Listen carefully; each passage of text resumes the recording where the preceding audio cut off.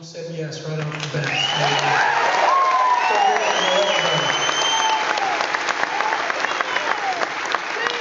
First over here on the field, she's my old friend, played with me off and on over the years, one of the greats, Miss Deanie Richards.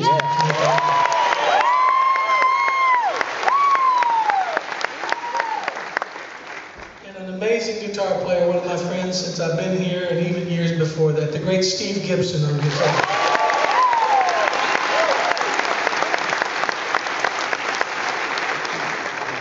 And I get to spend every Monday night with this guy. I've never ceased to be amazed every time he sits down at this instrument.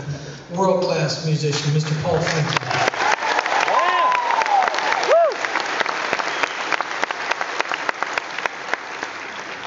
And this guy back here playing the upright, he's been playing with the Time Jumpers for the last, 5 or 6 months, and we have a great time on Monday nights. We even travel on the road together.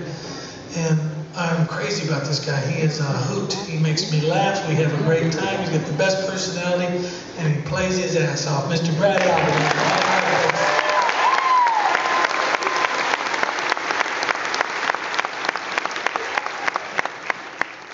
Back on the drums, this poor man's had to look at my ass for 25 years. He's seen it this big, he's seen it this big. Mr. Billy Thomas back on the pots and pans.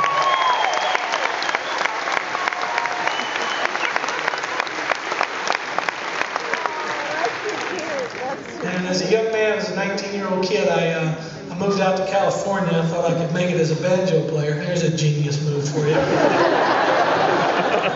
And lo and behold, I did. But I had to sell my banjo to do it. But when I first got out there and started knocking around and making some music and playing on some records and doing some sessions, he's one of the first people I've met, and we've stayed great friends for nearly 35 years, something like that. Mr. John Hollins on the keyboard.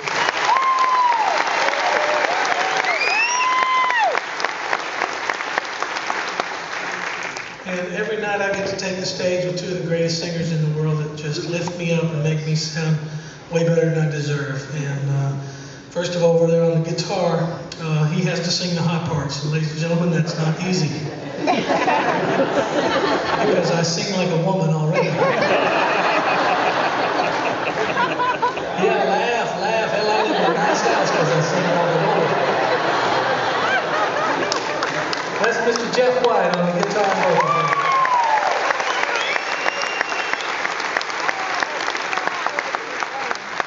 Singing all the highest pretty parts. I don't know that I've ever heard a better singer in my life. I really believe that. She's the lead singer with the Time Jumpers and one of the greats, Miss Dawn Sears.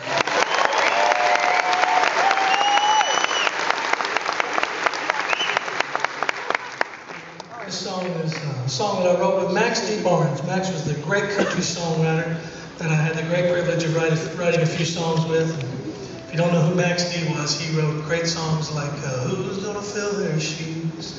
Who's Gonna Stand Up Tall? For George Jones. And then he wrote for Vern Gosdin, You Don't Know About Lonely Till It's Chiseled in Stone. And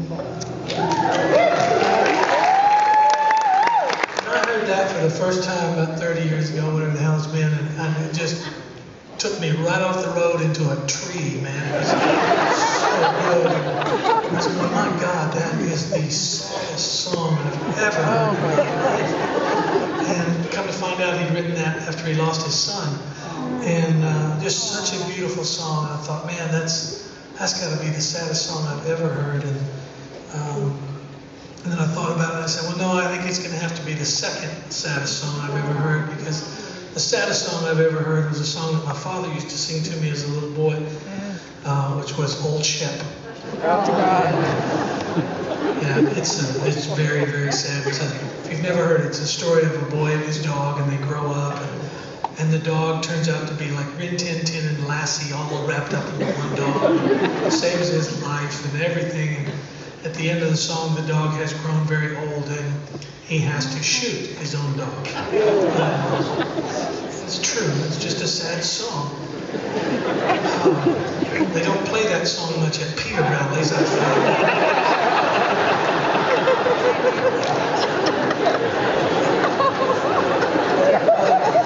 The weird thing was my father used to sing this song to me as a little boy.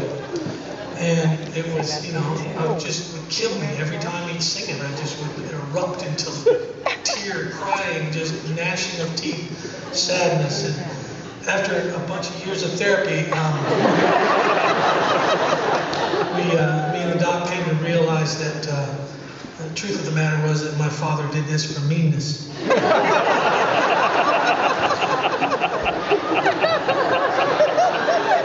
It's true. And we sit there, as a little kid, I was 6, 7 years old, trying to learn to play the guitar, and we'd be sitting there playing songs, And finally he'd look at me and say, "It's time for you to go to bed." I said, "Come on, Dad, let's play one more song." "No, I told you, now get your ass to bed." I said, "Come on, Daddy, can't we just play one more song?" And he'd look at me and go, "When I was a lad, and I would run to my room and bury my head in the pillow, and I'd start going, "Oh God, no, he's gonna shoot the door, I just know." Anyway, all that to bring Max D. Barnes up again is writing the second set of songs. Was I had the opportunity to go write some songs with Max. He called me after my career kind of took off a little bit, and he said, "Hey kid, I like the way you write songs, and you write kind of some old traditional style songs, and would you come out and write some songs with me?" And I said, "Oh yes sir, you just say when and where." And we made an appointment. I went out to this big palatial state in the country and got out there. And I worked on this idea before I got there because I didn't want to show up empty-handed. I had this song working about this couple that wasn't going to make it. It was pretty sad, and they were going to break up. And he got out there and he said, "Well, kid, you got any ideas?" I said, "Well, I've got this one idea that's, I think, pretty good, and tell me what you think." And I played him some of it. Finished a verse and a half, or whatever. And I said, "What do you think?" And he goes, "Kid, that song's too sad." I said, "Excuse me? The man who wrote Chiseled in Stone is going to tell me this song is too sad?" I said, "Max, you wrote Chiseled in Stone. That's the second saddest song I've ever heard in my life." And he wrote it. He goes, "What's sadder than Chiseled in Stone?" I said, "Old Shep." He said, "Is that the song where the guy shoots his own dog?" "Yeah." I said, "Well, you got me there." He said, "Kid, you got a great idea." He said, "You're just going about it the wrong way." He said, "This couple shouldn't break up. This couple should stay together, and they should stay together forever." And I said, "Max, are you sure?" He kind of bowed up a little bit, and he said, "Son, take a look around here and tell me what you see." Huge house. He goes, "Yeah." I said, 50 gold records on the wall. "Yeah." I said, BMI plaques, Song of the Year plaques, red, "Yeah." A couple of Cadillacs out front. I said, "Yeah." He goes, "You might want to listen to me."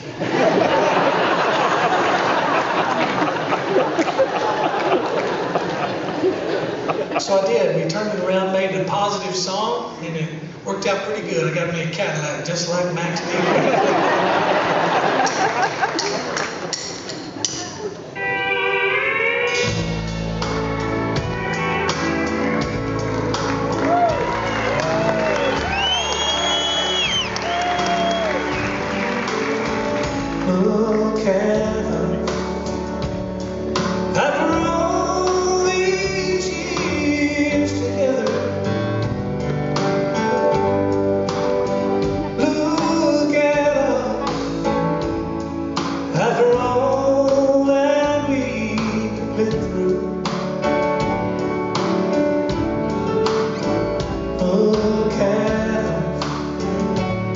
Still leaning on each other. And if you want to see how true love should be, then just look at us. Look at you.